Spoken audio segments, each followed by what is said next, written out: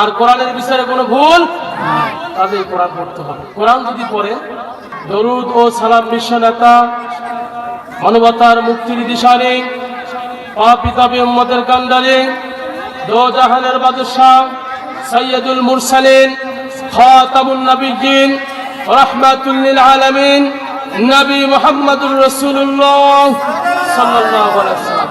প্রিয় ভাইরা, বলুন তো সমস্ত ক্ষমতার মালিককে?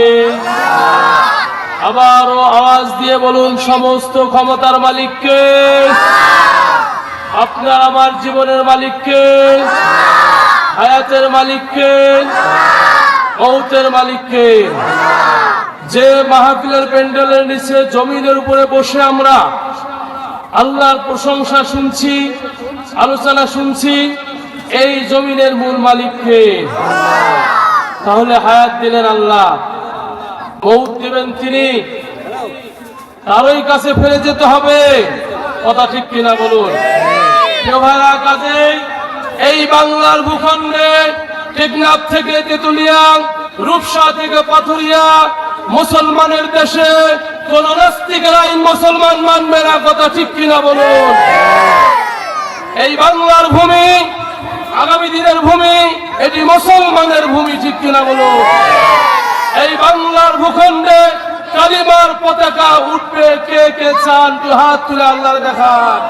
লিল্লাহে তাকবীর, নারায়ে তাকবীর। হাত নামান। জীবন দিয়েছেন কে? আল্লাহ। বিশ্বাস হয়? মৃত্যু দিবেন কে? যেতে হবে কার কাছে? কিছু মানুষ আছে দেখবেন, এরা ভাবে যে আল্লাহর হুকুম মানলে কি আর না মানলে কি। এরা চিন্তা করে নামাজ পড়লে কি আর না পড়লে কি। নামাজ পড়বে মৌলবীরা, আমরা একাতে পড়বে, এরকম মনে করে না? যে আজান দিবে মুয়াজ্জিন, ভুল ধরবে কমিটির লোক, আমরা কেন নামাজত। কথা ঠিক কিনা বলুন? প্রিয় ভাইরা, কান লাগান। যার দেওয়া রিজিক খায়া, যার নিয়ামতের সুস্থতা নিয়ে আমরা এই জমিনের মধ্যে চলাফেরা করছি, সেই আল্লাহকে ভুলে গিয়ে আমরা কার পিছনে ছুটছি? আজকের এই মাহফিলটা হচ্ছে, এটি হচ্ছে কবরস্থান উন্নয়ন প্রকল্পে। সুতরাং কবরস্থান নিয়ে কিছু আলোচনা করবে ইনশাআল্লাহ। ইনশাআল্লাহ। দুনিয়াতে আমরা আছি, থাকবো না, মরে যাব। নবীজি বলছেন, মানুষ যখন মরে যাবে, মারা যাওয়ার সঙ্গে সঙ্গেই এই দেহ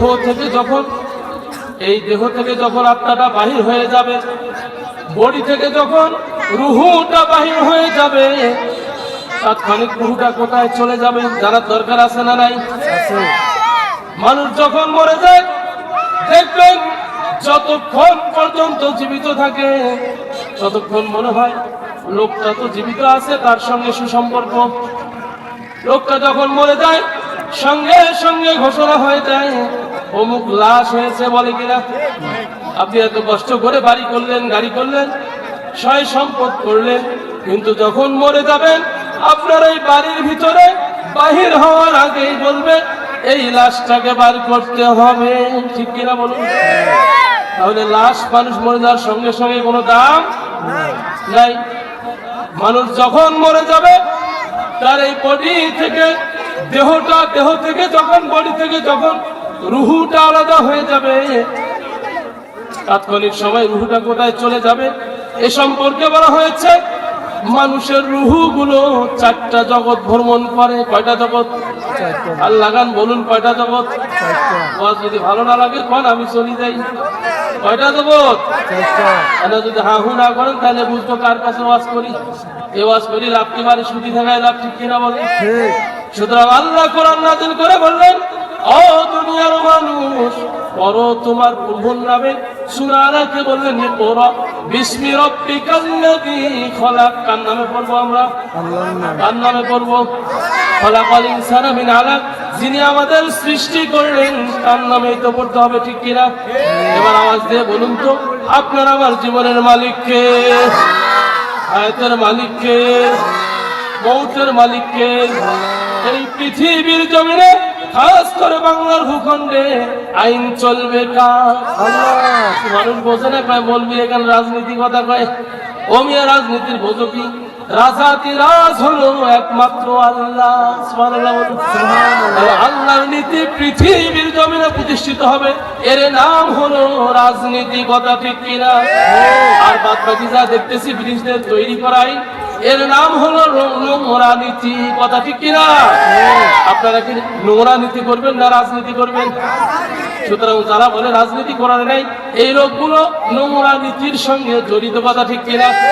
আবু জাহেলের নোংরা নীতি ছিল। আবু জাহেল তৎকালীন সময় বলল, মুহাম্মাদের কাছে যে কোরআন নাজিল হয়, এই কোরআন মুহাম্মদ যখন মানুষের সামনে বলে তখন এটা বলতে দেওয়া যাবে না, কারণ কোরআনের নীতি আল্লাহর নীতি যদি মানুষ জানতে পারে এই লোকগুলো ভালো হয়ে যাবে, এদের দ্বারা অন্যায় হবে না, জুলুম হবে, নির্যাতন হবে না, নিপীড়ন হবে না, এদের দ্বারাই কাউকে কষ্ট কেউ পাবে না। সুতরাং আবু জাহেল চিন্তা করলো আল্লাহর দেওয়া নীতিকে বন্ধ করতে হবে। আমার আল্লাহ জানাইলেন, যখন এরা সারা পরামর্শ করলো, এরা যখন গোপন বৈঠক করলো, সংসদ সদস্যরা যখন আইনটা পাশ করলো, এটি এসেছে কোরআনুল কারিমে সূরা হামিম সিজদা 24 নম্বর পারার 18 নম্বর পৃষ্ঠা 26 নম্বর আয়াতে আল্লাহ গোপন কথাগুলো জানিয়ে দিলেন। পৃথিবী যতদিন থাকবে জনগণ পরে পরে বুঝে বুঝে অমুসলিমদের চক্রান্ত বুঝে নিজেরা সূত্রে নিয়ে আল্লাহর দিন কায়েম করবে। ঠিক কিনা? আমার আল্লাহ জানানো, ক্বাল আল্লাযীনা কাফারু লা তাসমাউ লিহাযাল কুরআন, কাফেররা ষড়যন্ত্র করলো, গোপন পরামর্শ করে বলল লা তাসমাউ, শ্রবণ করিও না, লিহাযাল কুরআন, যে কোরআন মুহাম্মাদের উপরে নাযিল হয়েছে এটা শ্রবণ করা যাবে না। আলগাউ ফীহি লাআল্লাকুম তাগলিবুন, যখন কোরআন তেলাওয়াত করবে সেখানে গন্ডগোল সৃষ্টি করবে, হট্টগোল সৃষ্টি করবে, দাঙ্গা হাঙ্গামা সৃষ্টি করবে, যাতে করে জনগণ কোরআন না বোঝে। এর মূল কারণ কি? আবু জাহেল চেয়েছে তার নীতি প্রতিষ্ঠার জন্য, তিনি চেয়েছে সুদ, ঘুষ, জুয়া, ব্যভিচার, জিনা, এছাড়া অন্যের সম্পদ অবৈধভাবে দখল করা। আজও যারা ওই ক্যাটাগরির ভিতরে ভুক্ত আছে, অন্যের সম্পদ গায়ের জোরে ভক্ষণ করে, অন্যের মেয়েকে জেরা করে, যারা জুয়ে খেলে, যারা নেশা করে, এই নোংরা কাজের সঙ্গে যারা জড়িত, তারা আবু জাহেলের মতো বলে রাষ্ট্র ক্ষমতায় কোরআন থাকতে পারে না। ঠিক কিনা বলে? আমরা বলতে চাই বাংলার ভূখণ্ড, আমরা বাংলাদেশের জনগণ নদীতে ভাসি আসি নাই, ভারত থেকে চলে আসি নাই, আসমান থেকে ধারাস করি পড়ি নাই। এই দেশের সংসদ সদস্য 300 জন পার্লামেন্ট মেম্বার, এরা যদি আমরা আলেম ওলামাদেরকে, মুফতি মুহাদ্দিসদেরকে আমরা যদি ছেড়ে তাদেরকে দাঁড় করিয়ে পার্লামেন্টে ঢুকাইতে পারি, কোরআনের সুশাসনের কারণে এদেশে আর কোন রকম বিশৃঙ্খলা হবে না। ঠিক কিনা বলুন? আমাদের ভাইরা পার্লামেন্টে দিতে হবে আলেমদেরকে। কাদেরকে? কোন আলেম কি দেখেছেন বিচারে বিড়ি টানছে? দেখছেন কেউ? দেখছেন আপনারা? দেখবেন এই তো কবরস্থান থেকে মাহফিল, কত লোকের কবর হয়েছে কবরস্থানে। কখনো কি দেখেছেন কোন মানুষ বলেছে স্যার দুনিয়ায় তো আপনি দামি মানুষ, আপনি তো ডিসি, এসি, এসপি, সবচেয়ে দামি আমরা যাদেরকে বর্তমান ভাবি member, councillor, DC, AC, SP সহ আরো বড় বড় এমপি, মন্ত্রী যারা আছে, কেউ কি দেখেছেন বলেছে যে স্যার আপনি এত বড় সম্মানী ব্যক্তি, আমার বাবা মারা গিয়েছে, জানাজা পড়ান? বলছিল কেউ? দেখেছেন কেউ?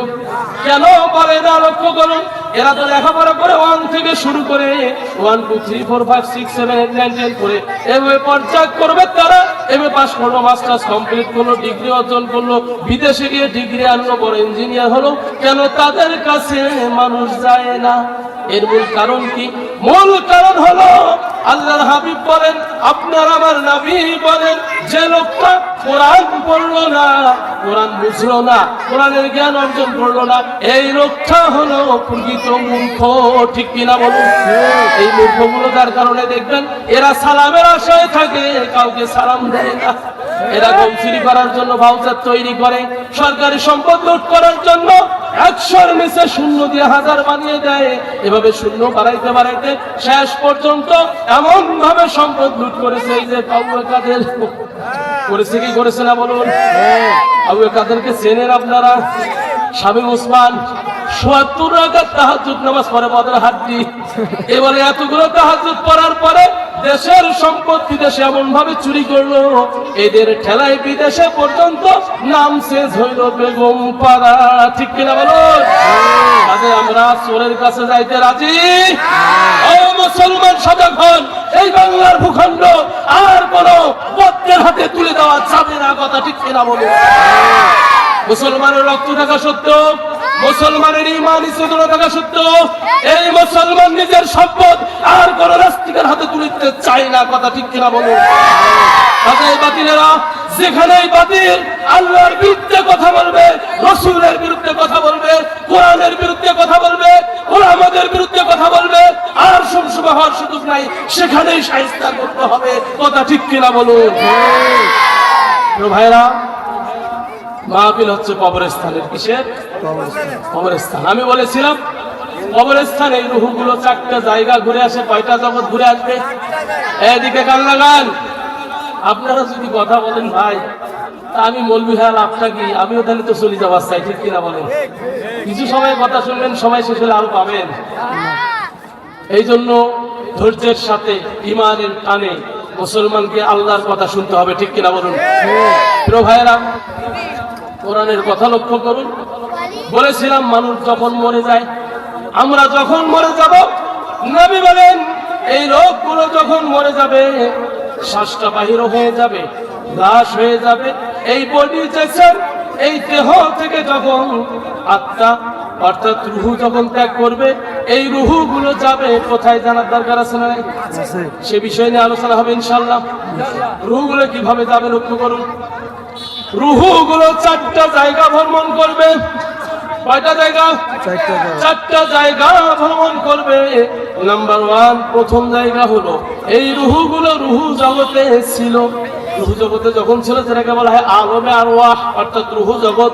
রুহু জগতে যখন আমরা ছিলাম, আমাদের রব, আমাদের স্রষ্টা সমস্ত রুহুগুলোকে ডাক দিয়ে বলল, ও আমার সৃষ্টিকুল বান্দা বান্দীরা, রুহুগুলো চলে আসো আমার সামনে। আমরা এইভাবে আল্লাহর সামনে বসেছিলাম। আবার আল্লাহ রাব্বুল আলামিন বলেন, আলাস্তু বিরাব্বিকুম, আমি কি তোমাদের প্রভু না? এটা কিন্তু সবাইকে বলছে, এমন কোন রুহুবাদ যায় নাই। যারা দুনিয়ায় এখন আসতেছে তারাও সাক্ষ্য দিয়েছে, পূর্বে যারা মরে গিয়েছে তারাও সাক্ষ্য দিয়েছে, যারা বর্তমান আছে তারাও আমরা সবাই বলেছি ক্বালু বালা, রব্বুল আলামিন আপনি আমাদের রব। আমরা তাকে সাক্ষ্য দিয়েছি। সাক্ষ্য দেওয়ার পরে রব্বুল আলামিন রুহু জগৎ থেকে আমাদেরকে পার করে আলমে আজসাম, দুনিয়ার জগৎ, বর্তমান জগৎটার নাম হলো আলমে আজসাম। আলমে আজসামে আল্লাহ পাঠিয়ে দিলেন। দেওয়ার পরে বললেন, ও আমার বান্দা বান্দী, রুহু জগতে ছিল তোমরা, তোমাদের ওখানে কষ্ট দেই নাই, অশান্তি দেই নাই, শান্তি দিয়েছে। এখন দুনিয়ার জগতে আলমে আজসামে পাঠাইলাম। পাঠানোর পরে পরীক্ষার জন্য নাজিল করলাম কোরআন। সুবহানাল্লাহ বলুন। এবার কেমনে আমাদের পরীক্ষা হবে? সূরাতুল মুলক 29 নম্বর পারার প্রথম পৃষ্ঠা 2 নম্বর আয়াতে আল্লাহ জানান, আল্লাযী খালাকাল মাউতা ওয়াল হায়াতা লিয়াবলুয়াকুম আইয়ুকুম আহসানু আমালা। আল্লাহ এখানে বলেন, আমি তোমাদের আল্লাযী খালাকাল মাউত, মৃত্যু সৃষ্টি করলাম। তাহলে আল্লাহ দুনিয়ায় পাঠাইলেন। পাঠানোর পরে আমাদেরকে আবার ভয় দিয়ে দিলেন, ও বান্দা বান্দি, তোমরা দুনিয়ায় গরু ছাগলের মতো চলিও না, জেনে রেখো তোমাদের মৃত্যু আমি রাখলাম। কি রেখেছেন আল্লাহ? মৃত্যু রাখলেন। এরপরে বললেন অল হায়াতা, জীবনটাও দিলাম, লিয়াবলুয়াকুম, পরীক্ষা করার জন্য, আইয়ুকুম আহসানু আমালা, তোমাদের মধ্যে আমলে কে উত্তম। আমাদের জীবনটা কিসের জন্য আল্লাহ দিয়েছেন? পরীক্ষার জন্য। কিসের জন্য? পরীক্ষার জন্য। এই দুনিয়ায় পরীক্ষা দেখবেন, 1 বছর লেখাপড়া শেষে, বছর শেষে হয় বার্ষিক পরীক্ষা।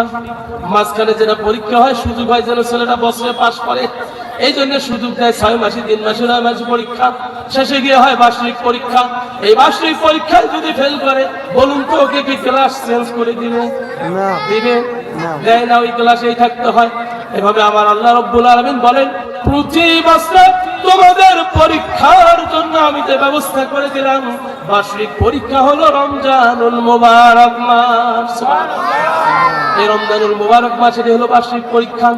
বছরে একবার মুসলমান রোজা রাখবে, 1 মাস, আর 1 মাস ধৈর্যের মাপকাঠি। নবী বলেন রমজান মাসে যখন মানুষ রোজা রাখবে, রোজা রাখতে গিয়ে যখন এই লোকটা খানা খাবে, খানা খাওয়ার পরে সূর্যাস্ত পর্যন্ত, অর্থাৎ শুভেচ্ছা থেকে যখন সে খানা খাইলো সূর্যাস্ত পর্যন্ত পুরো সময়টা, সারাটা দিন সে আর খাইতে পারবে আদেশ কার?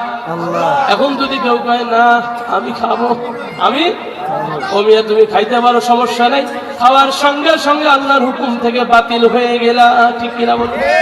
আর যারা খাবে না আল্লাহর হুকুমে থাকলো, আল্লাহর বিধান মানলো। কাজে ভাইয়েরা লক্ষ্য করুন, দুনিয়ার জমিনে আল্লাহ আমাদের পরীক্ষার জন্য পাঠাইছে, বলছে লিয়াবলুয়াকুম আইয়ুকুম আহসানু আমালা। ও দুনিয়ার মানুষ, আমার বান্দা বান্দে, পরীক্ষার জন্য আমি পাঠাইলাম। সুতরাং এই পরীক্ষার মধ্যে আমলে কে উত্তম হবে, আমল সম্পর্কে বলা হয়েছে। আল্লাহর হাবিব বলেন মিফতাহুল জান্নাতিস সালাহ, নামাজ বেহেশতের চাবি। আউয়ালু মা ইউহাসাবু বিহিল আবদু ইয়াওমাল কিয়ামাহ, কিয়ামতের দিন সর্বপ্রথম নামাজের হিসাব হবে। এবার বলুন তো 5 ওয়াক্ত নামাজ পড়া কি ফরজ? ভুলে গেছেন আপনারা? 5 ওয়াক্ত নামাজ পড়া কি? এবার 5 ওয়াক্ত নামাজ পড়া ফরজ করলেন কে?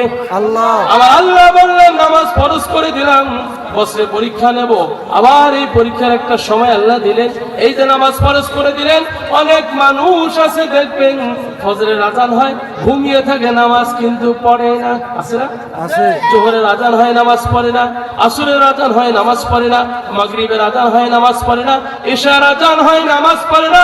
এরা ভাবে নামাজ পড়লে কি আর না পড়লে কি, কেউ তো আমাকে বাধা করে না, কেউ তো আমাকে ডাঙাইতে আসে না, কেউ তো আমাকে মারতে আসে না, কেউ তো আমাকে বাড়ি ছাড়া করে না, সুতরাং নামাজ না পড়লেও কোনো অসুবিধা।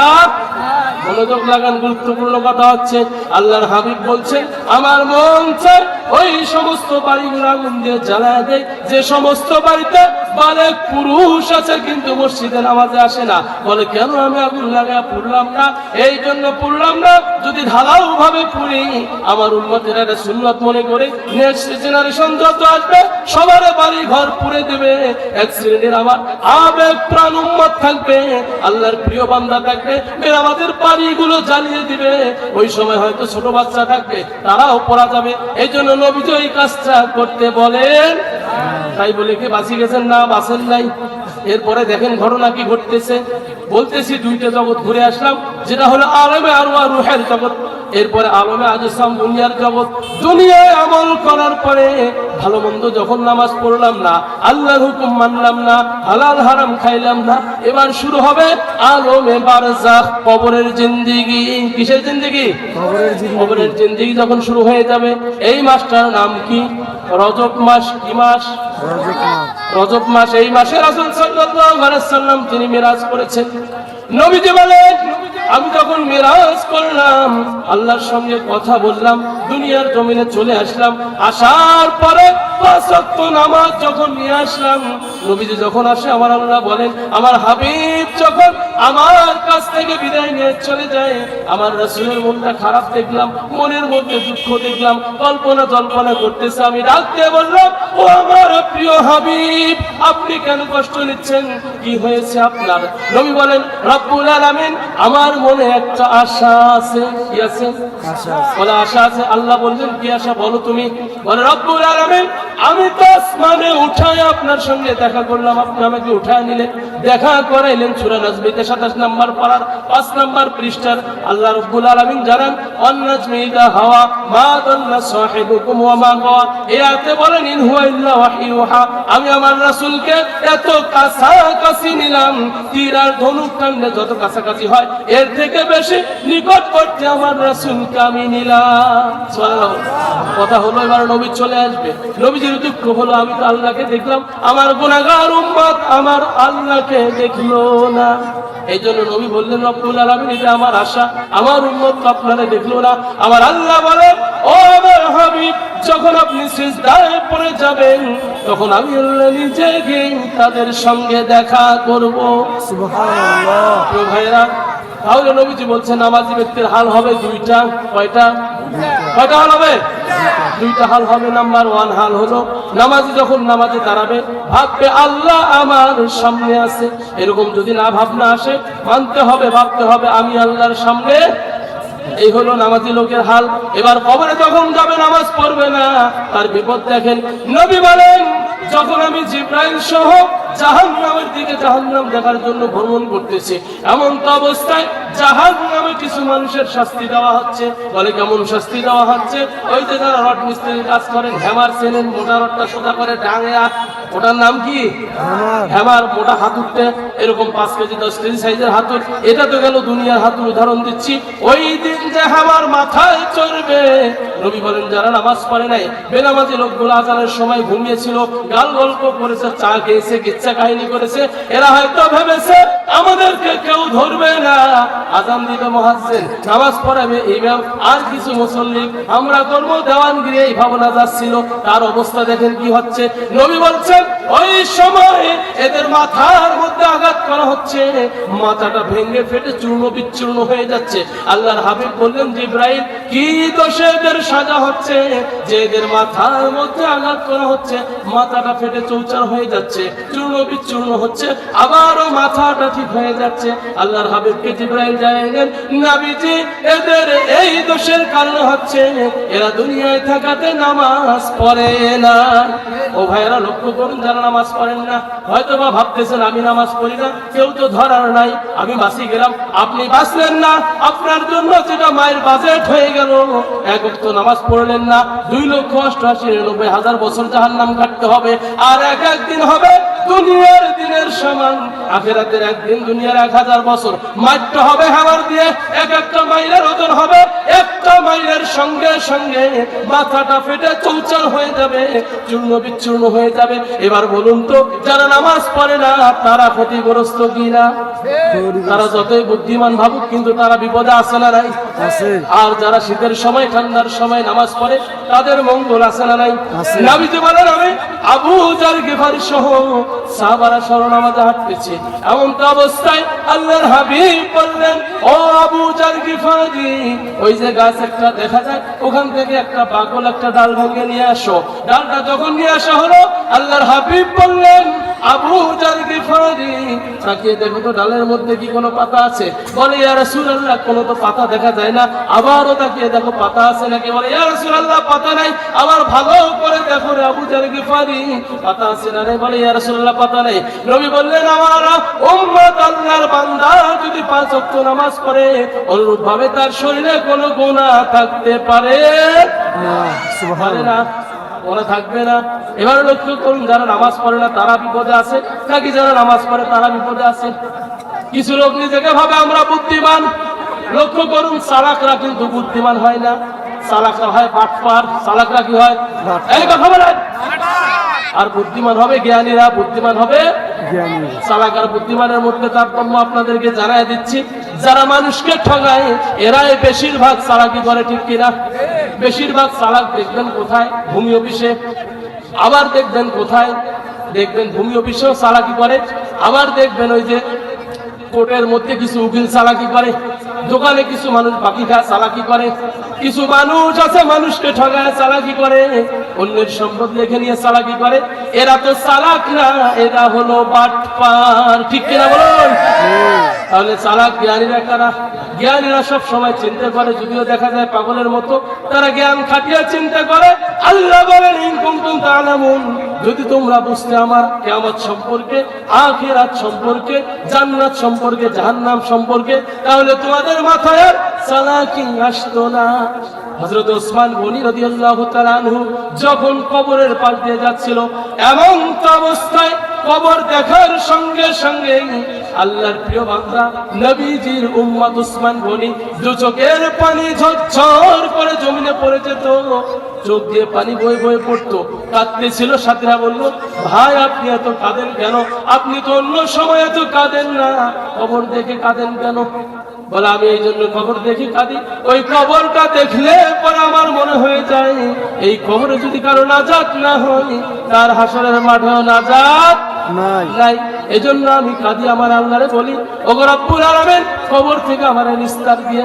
এখন আমরা বাঙালি মুসলমান বলি, দুনিয়াতে যা আছে তাই কিস্তির টাকা তলোয়ার খাই, মরার পরে কি হবে হবে, ঠিক কিনা বলুন? ঠিক। এই কিস্তিখোর মানুষগুলো লক্ষ্য করুন, আপনার হায়াত কিস্তি তুললেও থাকবে, না তুললেও থাকবে। তবে হারাম কেন আপনি খাবেন? আপনার এই জীবনের মালিক তো আপনি না। কিসের আপনার 5 তলা 10 তলা 20 তলা ধান্দা করেন? আপনি ধান্দা করেন মৃত্যুর পর ওই কবরটা আপনার জন্য জান্নাতের টুকরা হবে নাকি জাহান্নামের গর্ত হবে, ঠিক কিনা বলুন? বলতেছিলাম ঘুরে আসলাম 2টা জগৎ। জগৎ ছিল 4টা। কয়টা জগৎ? 4টা। প্রথম জগৎ হলো আলমে আরওয়াহ, রূহের জগৎ, ওখানে আমরা সাক্ষ্য দিলাম। দ্বিতীয় জগৎ হলো আলমে আজসাম, দুনিয়ার জগৎ, পরীক্ষার জগৎ। পরীক্ষার জন্য আল্লাহ আমাদের পাঠাইলেন। এবার 3 নম্বর জগতে ঢুকে যাই। প্রিয় ভাইরা, 2 নম্বর জগতের তো আলো কথা ছিল, যেহেতু সময় সংকীর্ণ 3 নম্বর জগতে ঢুকে যাচ্ছি। 3 নম্বর জগৎটার নাম হলো আলমে বারজাখ। আলমে বারজাখ, কবরের জগৎ। বলুন কিসের জগৎ? কবরের জগৎ। মুখছেন কি নরবারও চান না? কিয়ামতের দিন কি করবেন আল্লাহ? মানুষ কোসে আল্লাহ তোমরা খালি এরকম আল্লাহ কি তাতে মানবে? আল্লাহ কিসেরা মানবে? বলুন তো আপনার আমার জীবনের মালিক কে? হায়াতের মালিক কে? মৌতের মালিক কে? তামাম জাহানের মালিক কে? সেই আল্লাহ কি বললেন লক্ষ্য করুন। ওই যে বলছি 3 নম্বর জগতে ঢুকে গেলাম, আলমে বারজাখ, কবরের জিন্দেগি। এবার যখন কোন মানুষকে, প্রথমে বলেছিলাম মানুষ যখন মরে যায়, মরে যাওয়ার পরে বডি থেকে যখন আত্মাটা আলাদা হয়ে যায়, রুহু আলাদা হয়ে যায়। এই রুহু যায় কোথায়? সঙ্গে সঙ্গে রুহুর বাজেট হলো, রুহুর জন্য আদেশ হলো আলমে বারজাখ। কবরে যেতে হবে। কোথায় যেতে হবে? কবরে।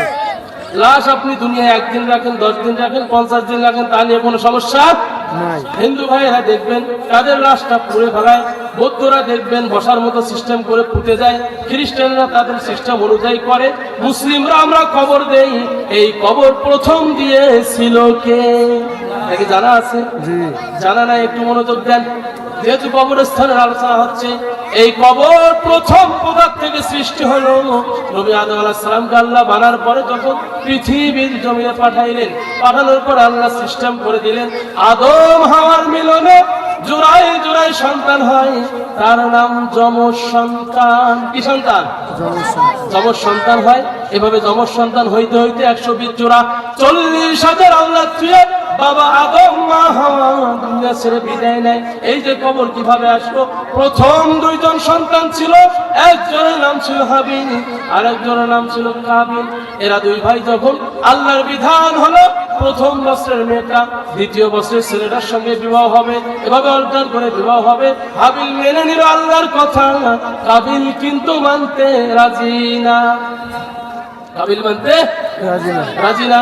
কাবিল বলল আমি এটা মানি না। আমার বাবা আদম নবী টেনশনে পড়ে গেল, আমার সন্তানেরা এখন এই তারা সমস্যা সৃষ্টি করতেছে, আমি এখনো বেঁচে আছি, মারা যাই নাই। টেনশনে পড়লেন, আল্লাহর কাছে দোয়া করলেন। আল্লাহ বললেন ও আমার হাবিব নবী আদম, আপনি 2 সন্তানকে আদেশ করুন, তারা কোরবানি দিবে।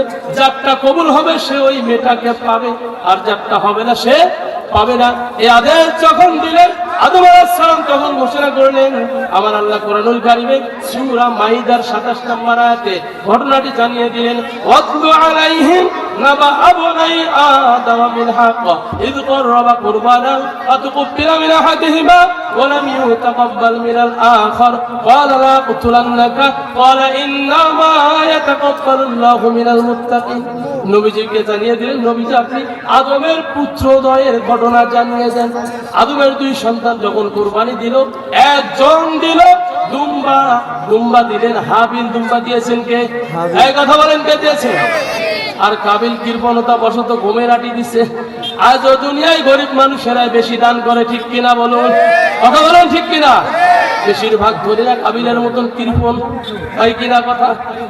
এবার দেখবেন যখন 2 জন এরকম দান করলেন, 2 জন আল্লাহর জন্য যখন কোরবানি করলেন, আল্লাহ কাবিল একটা কবুল করলেন, হাবিল একটা কবুল করলেন। কাবিল একটা কবুল হইল না। যখন হাবিল একটা কবুল হইল, কাবিল তখন ওপেন ঘোষণা করে দিল, ও আমার বড় ভাই শুনে রাখো, আমি তোমাকে হত্যা করব, আমি তোমাকে। এই নিকৃষ্ট লোকগুলো যখন কোনোভাবেই কোরআনের কাছে দুর্বল হয়ে যায়, হাদিসের কাছে দুর্বল হয়ে যায়, তখন তারা বলে আমি তোমাকে দেখে নেব, ঠিক কিনা বলুন? আমেরিকায় ভয়াবহ দাবানলে পুড়ছে, এই আমেরিকার প্রেসিডেন্ট করছিল কি, মুসলমানদেরকে দেখেছেন আপনারা, ফিলিস্তিনের মুসলমানদের বিরুদ্ধে হাজার হাজার lakh lakh crore crore billion million trillion এরকম পয়সা খরচ করেছে। গাজার মুসলমানদের বিরুদ্ধে পয়সা খরচ করেছে, তাদেরকে উৎখাত করার জন্য, ভূপৃষ্ঠ থেকে মুছে ফেলার জন্য মুসলমানদেরকে ষড়যন্ত্র করেছে। আমার আল্লাহ এমন দয়া করেছে, আজ তারা ভয়াবহ দাবানলে পুরুষে, ঠিক কিনা বলে? যারা কাফের মুশরিক আল্লাহ, আমার আল্লাহ জানান ইন্না বাতশা রাব্বিকা লাশাদীদ, আমার ধরা বড় কঠিন ভয়াবহ। ধরছে কি ধরে নাই? যারা আল্লাহর সঙ্গে নাফরমানি করবে আল্লাহ কি ছেড়ে দিবে? না। হয়তো বা ভাবি ছেড়ে দিবে, এটা আপনার ভাবনা হতে পারে, কারণ আপনার মত মতো মন মতো মুখ মতো তো আর আল্লাহ চলে না, ঠিক কিনা? আল্লাহ কি কোনো মানুষের মন মতো চলে? তাহলে আপনি যতই ভদ্রতা দেখান, এটা আল্লাহর কাছে কোনো টাইম নাই। আল্লাহর সিদ্ধান্তই সঠিক সিদ্ধান্ত, ঠিক কিনা বলুন? এবার বলুন, সমস্ত ক্ষমতার মালিক কে? জনগণ না আল্লাহ? আল্লাহ। ভালো করে বলেন, জনগণ না আল্লাহ? যারা জনগণ বলে সমস্ত ক্ষমতার অধিকার জনগণেরা হলো মুশরিক। এরা কি মুশরিক? এই যে বলতেছিলাম যে কথায় কবরস্থানের কথা, আদমের 2 পুত্রদ্বয়ের ঘটনা, কবর কোথা থেকে আসলো? এবার যখন কাবিল স্পষ্ট ঘোষণা করলেন আমি তোমাকে হত্যা করবো না, তুলান্নাকা, তখন হাবিলের উত্তর হলো ইন্নামা ইয়াতাকাব্বালুল্লাহু মিনাল মুত্তাকিন। ও আমার প্রিয় ভাই, মুত্তাকিদের দোয়া আল্লাহ কবুল করেন। সুবহানাল্লাহ। তাহলে যদি আমি মুত্তাকি হতে পারি, দোয়া করলে সঙ্গে সঙ্গে কবুল হবে। আর যদি মুত্তাকি হতে না পারি, দোয়া তো কবুল হবে না। মুত্তাকিদের কেমনে দোয়া কবুল হয়? বনি ইসরাইলের 3 জন যুবকের কথা কান খুলে শুনুন। এরা ছিল 3 জন মুত্তাকি। এই 3 জন যুবক যখন, নবীজি বলেন, এরা যখন মরুভূমির মরু অঞ্চল দিয়ে যাচ্ছে, যাইতে যাইতে যাইতে যাইতে হঠাৎ বজ্রপাত, ঝড় তুফান শুরু হয়ে গিয়েছে।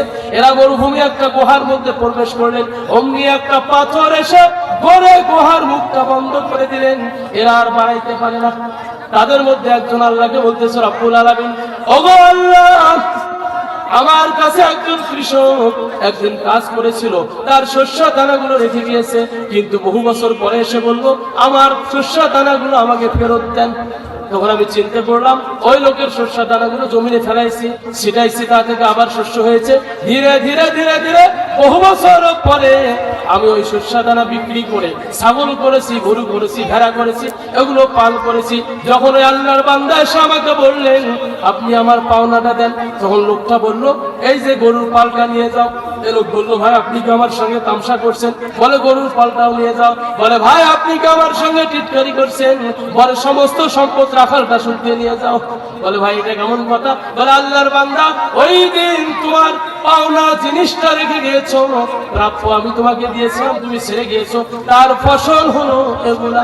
লোকটা খুশি হয়ে গেলেন। এবার লোকটা গুহার মধ্যে বিপদগ্রস্ত অবস্থা আল্লাহ জানান, রব্বুল আলামিন, ওই দিন যদি আমি আপনাকে স্মরণ করে আপনার ভয়ে কাজ করি, তাহলে আপনি আমার দোয়া কবুল করুন। সঙ্গে সঙ্গে পাথরটা একটু সরে গেল। সুবহানাল্লাহ বলুন। সুবহানাল্লাহ।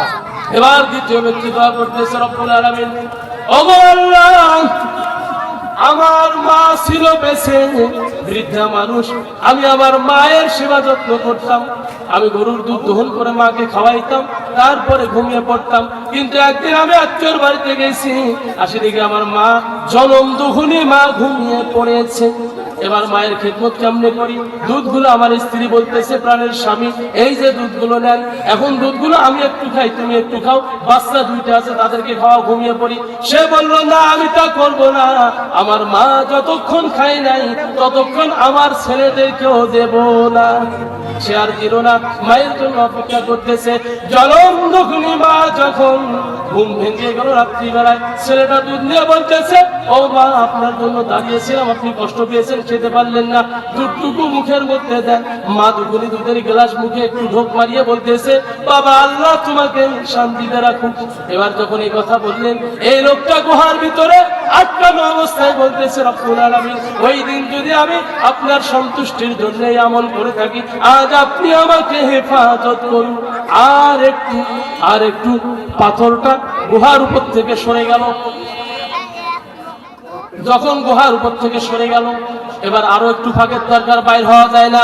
তৃতীয় ব্যক্তিটা বলতেছে, রব্বুল আলামিন, আমার একজন চাচাতো বোন ছিল পরমা সুন্দরী, তিনি আমাকে প্রস্তাব দিয়েছে, ও আমার প্রিয় ভাই, তুমি যদি আমার দেহ চাও আমি দেহ দান করে দেব, তবে শর্ত হলো কিছু স্বর্ণ মুদ্রা আমাকে দিতে হবে।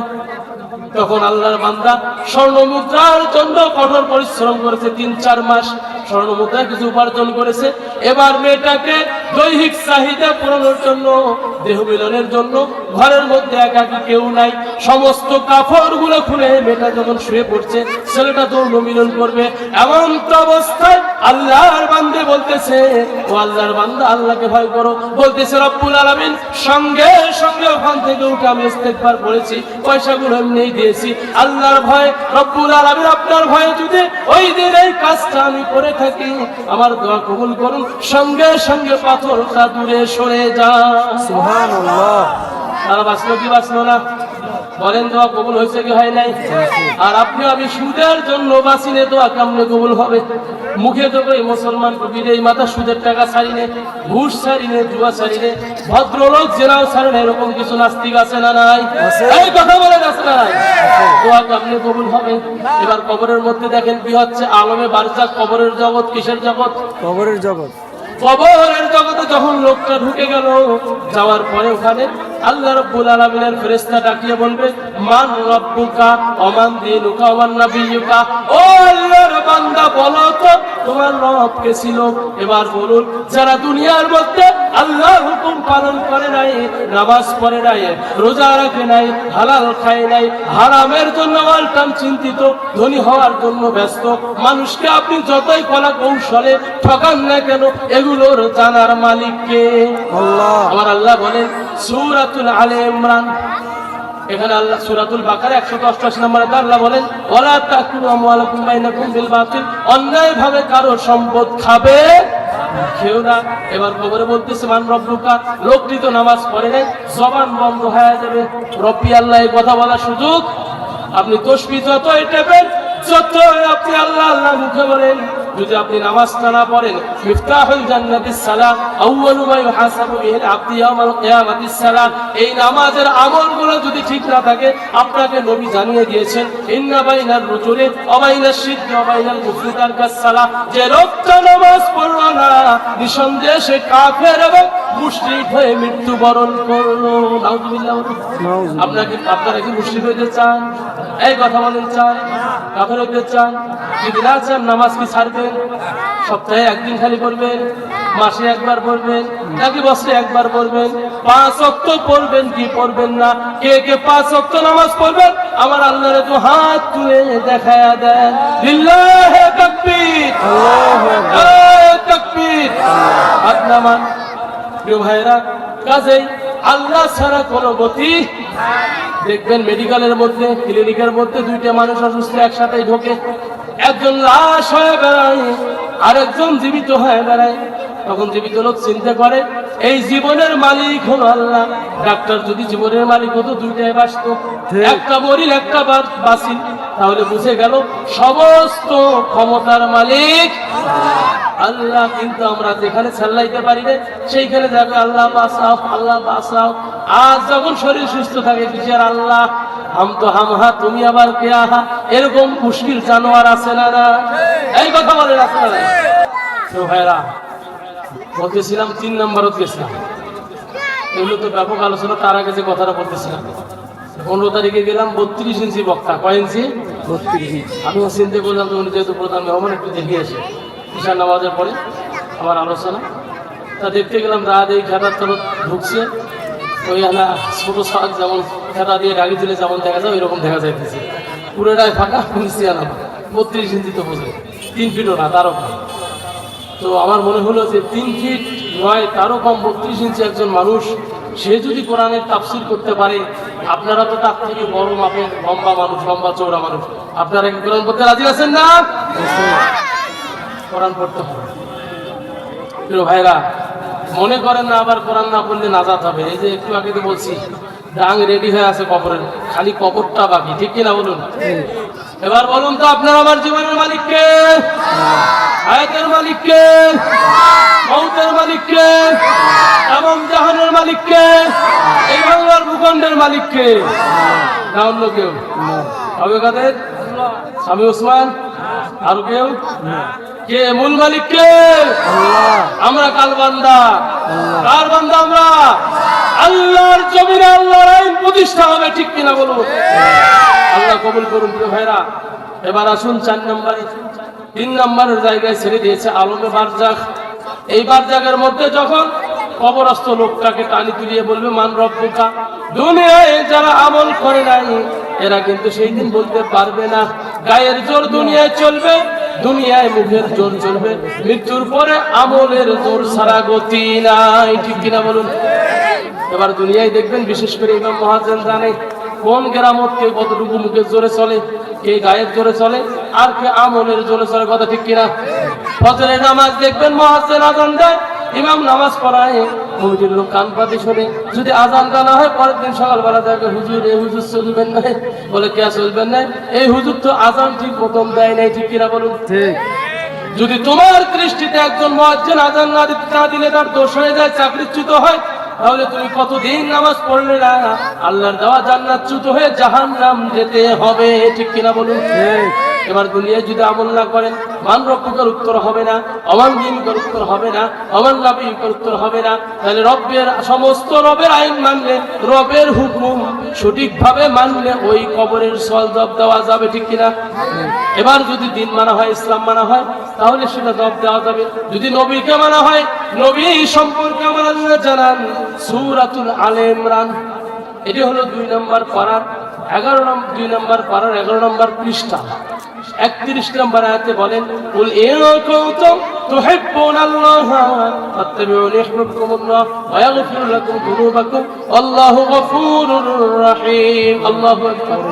আল্লাহ বললেন কুল ইন কুনতুম তুহিব্বুনাল্লাহ, যদি আল্লাহকে পেতে চাও, রাসূলকে ভালোবাসো, আর যদি রাসূলকে ভালোবাসা হয় তাহলে আল্লাহ তোমাদের গুনাহগুলো ওয়া ইয়াগফির লাকুম যুনুবাকুম সমস্ত গুনাহ maaf করে দেবে। এবার আসুন শর্টে যাচ্ছি, 4 নম্বর জগতে ঢুকে যান, যার নাম হলো আলমে আখিরা। আলমে আখিরা। এই আখিরা জগৎটা হলো কবরের পরবর্তী জগৎ। প্রথম জগৎ ছিল রূহের জগৎ, রূহ জগৎ। দ্বিতীয় জগৎ ছিল আলমে আজসাম, বর্তমান দুনিয়ার জগৎ। তৃতীয় জগতে আমরা ঢুকেছিলাম আলমে বারজাখ, কবরের জগৎ। কবর থেকে বের হয়ে দৌড়াচ্ছেন এবার আলমে আখিরা, আখিরাতের জগৎ। ওই দিন মানুষগুলো পাগলের মতো ছুটাছুটি করবে, দৌড়াদৌড়ি করবে, তাদেরকে দেখলে মনে হবে এরা পাগল হয়েছে। আবার আল্লাহ বলবে, ফেরেশতাগণ আল্লাহকে বলবে রব্বুল আলামিন, আপনার এই বান্দা বান্দিগুলো তো দুনিয়ায় পাগল ছিল না, এরা ছিল ভদ্রলোক, ভালো মানুষ, আজ কেন এরা পাগল হলো? কি কারণে হলো? আবার আল্লাহ বলবে, ও ফেরেশতারা, এরা তো পাগল হয় নাই, এরা পাগলের ভান ধরেছে। পাগলের ভান ধরলেও নাজাত হবে না। আল্লাহ আদেশ করবে, যেহেতু এরা গুনাহগার ছিল, এখন এদেরকে ধরে ধরে জাহান্নামে নিয়ে যাও। যখন ফেরেশতারা জাহান্নামে নিয়ে যাবে, তখন আল্লাহ আয়াত পড়ে পড়ে বান্দাকে কবে, আলাম ইয়াতিকুম রাসূলুম মিনকুম ইয়াতলুনা আলাইকুম আয়াতি রাব্বিকুম ওয়া ইউনযিরুনাকুম লিকা ইয়াউমিকুম হাযা। ও আল্লাহর বান্দা, তোমাদের কাছে কি কোনো নবী চাই নাই, কোনো রাসূল চাই নাই, এমন কোনো ব্যক্তি কি চাই নাই? আমি আল্লাহর কথাগুলো কি তোমাদেরকে বলে নাই? কেন তোমরা মানো নাই? আজ জাহান্নামে চলে যাও। সূরা তাহরিম 28 নম্বর পারা 19 নম্বর পৃষ্ঠা 6 নম্বর আয়াতে আমার আল্লাহ জানান, ইয়া আইয়ুহাল্লাযীনা আমানু, হে বিশ্বাসীগণ, যারা আল্লাহকে বিশ্বাস করো, কু আনফুসাকুম ওয়া আহলিকুম নারা, নিজে জাহান্নামের আগুন থেকে বাঁচো আর তোমাদের পরিবারদেরকে জাহান্নামের আগুন থেকে বাঁচাও। এরপরে আল্লাহ বললেন আয়াতের শেষে, যখন আমার আযাবের ফেরেশতারা তোমাদেরকে আযাব দিবে, ওই ফেরেশতাদের সামনে যখন কান্নাকাটি করবে, আমি তাদের এমন কঠোর কঠিন হৃদয় বানিয়ে দিয়েছি, এরা তোমাদের মাথায় আঘাত করবে, মাথাগুলো চূর্ণ বিচ্ছূর্ণ হয়ে যাবে, বডিতে আঘাত করবে। এমনকি যারা পর্দা করে নাই, মা বোনেরা যারা বেপর্দায় বেড়াইছিল, এই বেপর্দা নারীগুলোর স্তনের মধ্যে বর্ষির মধ্যে রাখায়া, বর্ষির মতো টাঙ্গি লটকায়া রাখায়া এদেরকে ঝুলন্ত অবস্থায় শাস্তি দিবে। যে মা বোনেরা চুলগুলো মানুষকে দেখিয়ে বেড়াইছে, নিজের বডিটা মানুষকে দেখা বেড়াইছে, এদের কঠিন শাস্তি দিবেন কে? ভাইরা, আপনারা কোরআন পড়বেন। আমার একটা আবেদন, কোরআনে কোনো ভুল নাই। কোরআনে ভুল আছে? পৃথিবীতে প্রায় 300-র বেশি দেশ, 500-র বেশি ভাষা, প্রত্যেকটা দেশেই এই মাত্র একটি গ্রন্থ, তার নাম কি? কোরআন। কোরআনুল কারীম এটার কোনো ডুপ্লিকেট। 2 নম্বরই গল্পের বই, জরিনার বই, ব্রিটিশদের তৈরি কোন আইন 2 নম্বরে আছে না নাই? বিচারে বসলে দেখা যায় সত্যকে মিথ্যা বানিয়ে কিছু পয়সা ওখান থেকে ইনকামের ধান্দা করে বিচারকেরা, ঠিক কিনা বলুন? আর কোরআনের বিচারে কোনো ভুল, তাদের কোরআন পড়তে হবে। কোরআন যদি পড়ে মৌলবিক মাপেন কোরআন দিয়ে, কি দিয়ে মাপেন? আমরা তো মৌলবিক এরকম মাপে কি দিয়ে জানেন? পাঞ্জাবি আর টুপি দিয়ে। মনে করি বিশাল বড় পীর পাসি রে, ধরো রে এই পীরক, এই পীর ছাড়া গতি নেই। আর পীরও পাইছে চান্স, জাহেল মুরিদ পাসি অদৃশ্য দড়ি গালাত দিয়ে যায়, বাবারে বসে একবার টাকা দিয়ে যা, তোর বাপ মা মরুক আর কি হয় হোক, মোকাগত পীর সাহেব সন্তুষ্ট তো, কথা ঠিক কিনা? আমার আল্লাহ কোরআনে বলে রাফিল্লাহু ওয়া জানা হাদুল মিনার রাহমা, সন্তুষ্ট করতে হবে মা বাবাকে। কাকে? মা বাবার খোঁজ খবর নাই, পীর বাবার কোনো নাম নিয়ে লাভ। এলে 2 নম্বরই ব্যবসা। যতদিন জনগণ কোরআন বোঝে নাই ততদিন পর্যন্ত এই 2 নম্বরই গুলো দূর হবে না, ঠিক কিনা বলুন? তাহলে কোরআন পড়তে রাজি আছেন তো ইনশাআল্লাহ?